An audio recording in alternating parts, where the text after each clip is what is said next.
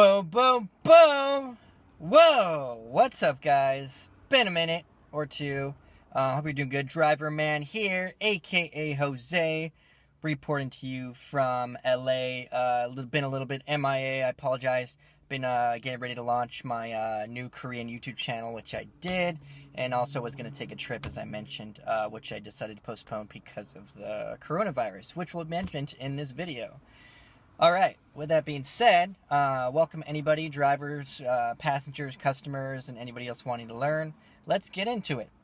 So, what I read today was that Uber apparently is going to be providing some type of compensation to drivers, big shocker, who are diagnosed with the coronavirus or who get quarantined due to the coronavirus.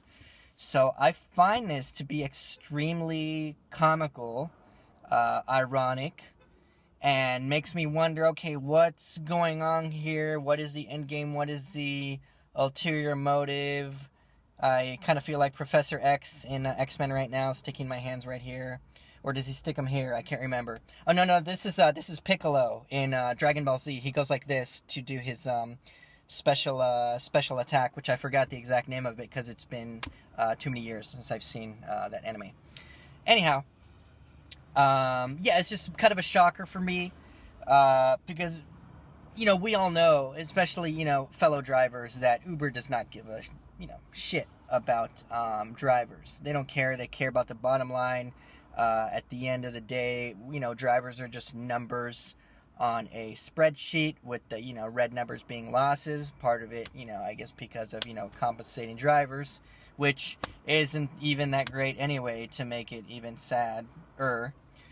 So it's like, yeah, what's going on here? Like, since when, Uber, do you care about drivers? Why are you suddenly deciding to put together some money and you're going to throw it to them when you've always had, like, extra billions of dollars, apparently, that you use to buy out competition like Kareem out in the Middle East for, like, 3.2 billion, whatever, investing $30 million towards battling AB5, along with Postmates, or was it, no, sorry, DoorDash and Lyft, putting 90 million together, and then who knows, there's other things that you guys have also money into the, investing money into the self-driving technology. There's been so much, that you've invested, Uber as a business, aside from drivers, specifically that should have gone to drivers years and years, who are struggling to make ends meet, which is why they've had strikes, which is a big part of the reason why AB5 was created and passed in the first place, supposedly to help them out. But we're quickly learning that no, that's actually not the case.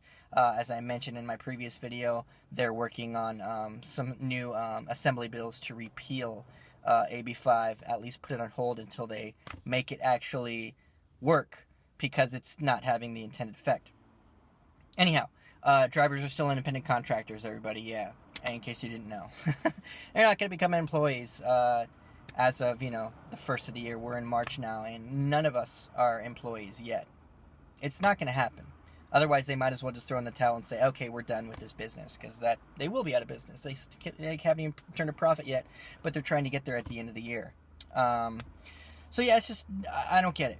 So why? Why would they do this? So I read this article. Part of it is on Business Insider. They're talking about, yeah, we want to make sure that, the drivers are okay, they're taken care of. Drivers, usually do not have health care because there's no benefits. And if they're quarantined for 14 days, then they can't drive, obviously, for 14 days. And if they have the coronavirus, it's not good for them to be driving because they're passing it on to, the passengers. I mean, they're right there, especially if they pick up 4 passengers. One of them's got to go right there, right? Hey, it's something, there's a good chance something will hit them if they just sneeze or cough once, unless the person is like, the passenger's like this the whole time, like, I don't know, then they could just sanitize their forearms. But, not likely. I mean, because there might still be some residual sneezes and coughs within the car's cabin. So when somebody gets in, Yeah, they could breathe. That's all it takes. Just breathing in some of the respiratory droplets. I mean, yes, gravity does bring them down so they hit the floor, and then you're stepping on them, so that's not going to make you sick. But if there's still some residual, maybe you just sneezed and the passenger gets in, just before the passenger opens the door, you sneeze, then they open the door and come in. Could something hit them? Maybe. Yeah, it's a small, tight space. That was why I ended up postponing my flight to Asia, because I was concerned about walking in and breathing in somebody's, COVID-19 coronavirus droplets, which is not super, I guess, likely. An airplane is much bigger interior cabin, but it's still possible. If somebody seated close enough to me sneezes, could some of that hit me? I mean, I'm planning on, when I do it, I'm going to be wearing my leather coat that has a hood, and so I'll have the hood on, and that will shield any, residual stuff coming from the left, and I'm intending on possibly just taking a window seat, so there won't be anything coming from the right. From the back, I'm covered. The only place would be from the front, so somebody would literally have to turn around and go, ugh, fuck you, take my fucking virus, in order for it to affect me, unless I just held my breath and then wiped myself off with sanitizer wipes right away, very thoroughly. But yeah, if you're in the aisle seat, which is where I usually sit, you've got people coming up the aisle, employees, the flight members, flight crew members, female, male, whatever, and people coming through. But I sit there because, I don't like to have, be trapped by the window seat and ask people to get up, when I need to go pee or go for a walk, which I do often on a 12-hour flight. I'll get up every, a few hours so I can stretch my legs, because it's not good, as we've learned from Uber driving, to be seated in a position for, more than like 2-3 hours without getting up, which is why I suggest, hey, every hour get up and stretch. Get out of your car, stop, get out and stretch. But if I have to be, lurched like that by a window seat to avoid coronavirus, I might. And then anyhow, yeah, they did a tweet. I'll just read this out for you. So somebody retweeted this. Uber said, "We are supporting drivers and delivery people who are diagnosed with COVID-19 or placed in quarantine by a public health authority. Drivers and delivery people in situations will receive compensation for a period of up to 14 days, which is the quarantine period. This has already begun in some markets, and we're working to implement these mechanisms worldwide. We believe this is the right thing to do."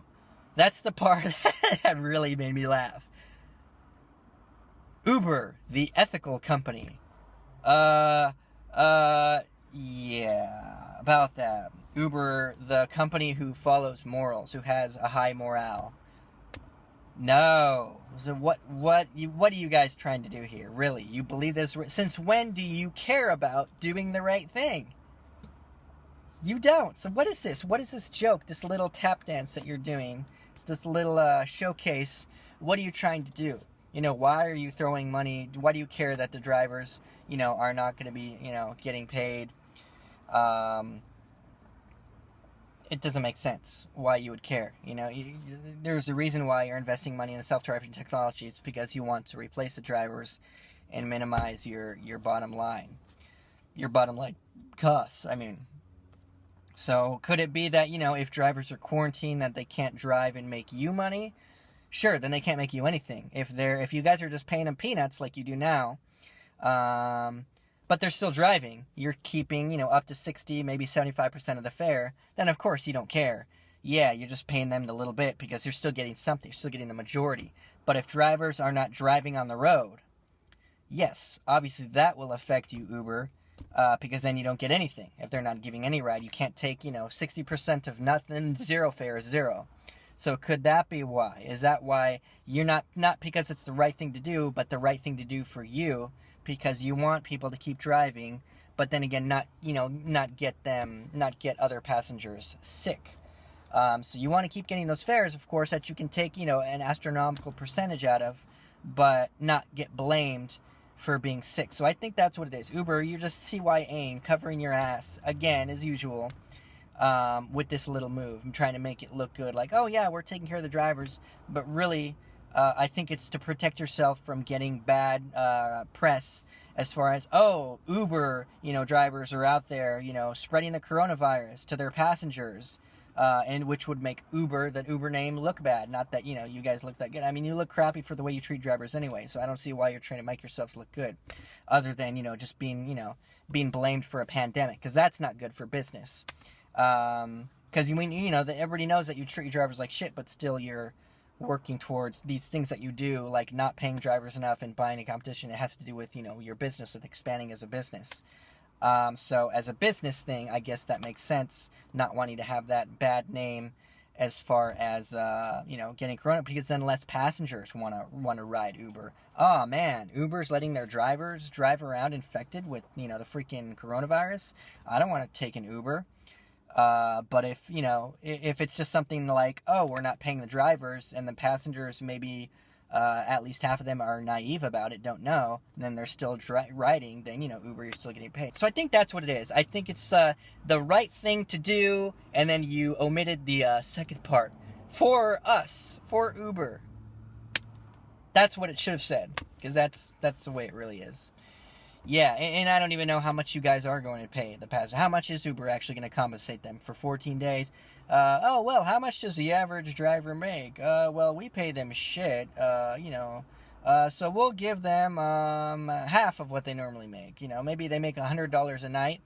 We'll give them $50 for 14 days, something crappy some crappy amount, because that's what you think of your drivers, as just being crap. Just like Dara has said in interviews. Oh, they're not important. They're not really part of the future. Come on. Anyhow, yeah, thought I'd share that interesting, funny thing that they're trying to do, of course. And I hope you guys have a fantastic week. I will. Getting ready for the film festival, of course. I'm watching movies and reviewing, and we're getting ready to start programming. All right, have a good one. Boom, do it, baby.